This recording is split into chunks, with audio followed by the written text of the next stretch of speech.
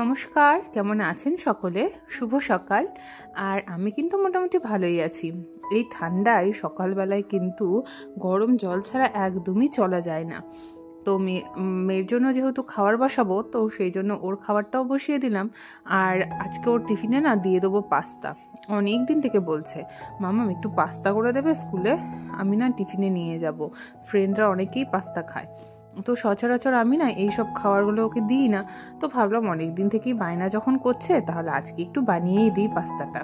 তো ও আবার পাস্তায় সেরকম কোনো সবজি বা কিছুই পছন্দ করে না, শুধুমাত্র একটু পেঁয়াজ দিই আর এই যে সসটা দিই, আর একটু পাস্তার যে মশলাটা হয় সেটা খুব সামান্য পরিমাণে দিই।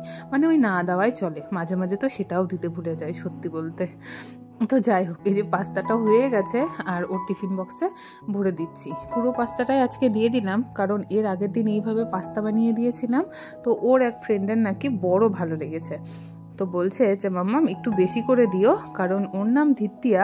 বলে কি ও ধিত্তিয়ার বড্ড ভালো লেগেছে পাস্তাটা। তো আজ দুজনের জন্য একটু বেশি করে পাস্তা করে দিলাম। তো টিফিনটা তো ভরে দিলাম পাস্তা যেটা বানিয়েছিলাম সেটা দিয়ে। তারপরে আবার কি, এখন হাজব্যান্ড আবার অফিসে যাবে, তার জন্য রান্নাবাড়ি করতে হবে। আর আজ সকালে গরম জলটা শুধু করেই রেখেছি, কিন্তু খাওয়ার একদমই সময় পাইনি। তাই ভাবলাম যে এখন একটু টাইম আছে, তো এটা এখন খেয়ে নিই। আর দেখো, খেয়েও নিতে পারিনি আমি, জলটাকে দিলাম, দিয়ে আবার মধু মিশিয়ে রেখে দিলাম।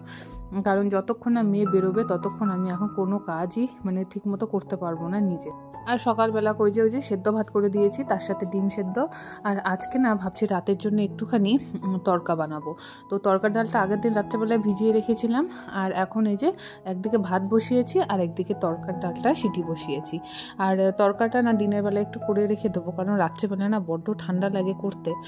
আর তাছাড়াও মেয়েকে একটু পড়ানোর থাকে, তো রান্নাঘরে চলে আসলে ওকে একদমই পড়াতে পারি না। আর সামনে এখন এক্সাম আসছে, তো ভাবলাম যে তড়কাটা এখন করে রাখি, রাত্রেবেলা শুধু রুটি করে নেবো আর তড়কাটা গরমও করে নেবো। তো সেই জন্য কিন্তু তড়কাটা ওদিকে সেদ্ধ বসিয়েছি। আর আজ করব হচ্ছে একটুখানি সর্ষে শাকে শুধু রসুন আর একটুখানি পাঁচফোড়ন দিয়েছি। আর এখনকার শাকগুলো এমন একটু বেগুন ছাড়া খেতে ভালোই লাগে না, আর এই শাকগুলোতে বেগুন দিলে খেতে বেশ টেস্টি হয়। তো সেই জন্য এই যে বেগুন দিয়ে সর্ষে শাকটা করে নিচ্ছি। বেগুনটাকে তাকে ভেজে তুলে রেখেছি, আর বেগুনে যেহেতু অনেকটা তেল দিয়েছি, তাই শাকটা যখন দিলাম কড়াইয়ে তখন একটুও তেল দিইনি, যাতে ওই বেগুন থেকে যে তেলটা বেরোবে সেটাতেই যাতে শাকটা পুরো তেলে হয়ে যায়। তো ওই যে কড়াইটাকে আবার ভালো করে ধুয়ে নিয়ে আজকে রান্না করব হচ্ছে একটুখানি মাছ। সেদিন যে লোটে মাছটা এনেছিল বললাম 1 কেজি, তো সেদিন তো একটু রান্না করেছি, আর বাদ বাকি যে পেটের অংশগুলো ছিল তো সেগুলো রেখে দিয়েছিলাম। তো ভাবলাম যে আজকে একটু লোটে মাছটা রান্না করেই ফেলি। তো যা যা রেগুলার মশলা দিতে হয়, যেমন পেঁয়াজ, রসুন, আদা, লঙ্কা, জিরে, ধনে সমস্ত কিছু করে দিয়েছি। দিয়ে মশলাটা যখন ভালোভাবে কষে গেছে, তখন কিন্তু ওর মধ্যে আমি একটুখানি টক দই দিয়ে দিয়েছিলাম। টক দই দিয়ে ভালো করে কষিয়ে নিয়ে এই যে মাছগুলোকে যেহেতু মাছগুলো বাসি হয়ে গেছে, তাই ভাবলাম একটু নাড়াচাড়া করে নিই, নইলে একদমই কাঁচা কাঁচা লাগবে খেতে। আর লোটে মাছের যতই ভালোভাবে রান্না করো, একটা কিন্তু আষ্টে গন্ধ থেকেই যায়। তো ওই যে ভালোভাবে মাছটাকে জল দিয়ে ধনেপাতা দিয়ে ভালো করে ফুটিয়ে নেবো। আর এদিকে যেহেতু ওরও টিফিনের টাইমটা হয়ে যাচ্ছে, তো ভাবলাম টিফিনটা বের করে দিই।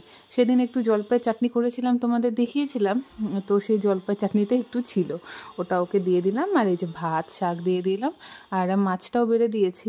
আর যেহেতু মাছটা গরম আছে, তাই ঠান্ডা হওয়ার জন্য একটু খুলে রেখেছি। আর অফিসে ওই খাওয়ার পর খাওয়ার জন্য আজকে ফলের মধ্যে শুধু আপেলই দিয়েছি, আর কিছু ছিল না ঘরে। তো ভাবলাম আপেলটা যখন আছে তাহলে আপেলটাই শুধু কেটে দিই। তো ওই যে আপেলটা দিয়ে ভালোভাবে টিফিন বক্সটা গুছিয়ে দিলাম। আর জানো তো, আজকে পরে দিয়ে ফোনে একদম চার্জ ছিল না, তাই ঘরের বাকি যে কাজকর্মগুলো করেছি সেগুলো আর আমি রেকর্ড করতে পারিনি। তো আজকের মতো এতটুকুতেই শেষ করছি। দেখা হবে তোমাদের সাথে পরের ভিডিওতে। ততক্ষণের জন্য ভালো থেকো, সুস্থ থেকো, টাটা।